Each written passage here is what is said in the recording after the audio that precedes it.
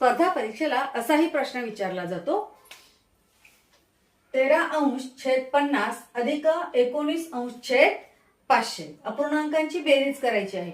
अशा वेळेस आपल्याला छेद सारखा करावा लागतो. मग आपल्याला या ठिकाणी याप्रमाणे छेद आला पाहिजे. 500 छेद येण्यासाठी आपल्याला याला कितीने गुणावं लागेल? बरोबर, 10 ने गुणावं लागेल. मग 13 ला 10 ने गुणलं तर किती आलं?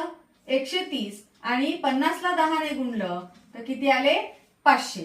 मग म्हणजे इथे आपण 10 ने गुणलं आणि इथे पण 10 ने गुणलेलं आहे. मग 130/500 अधिक 19°/500 यांची आपण बेरीज करूया. किती येते? छेद समान झालेला आहे तो आपण खाली लिहून घेऊ. शून्यात 9 मिळवले, 9, 3 आणि 1 4, एकाचा 1. मग असा पर्याय आपल्याला कुठे दिसतो? 149°/500 पर्याय क्रमांक 2 हे आपलं उत्तर आहे. आता लक्षात कसं करायचं? घ्या लिहून.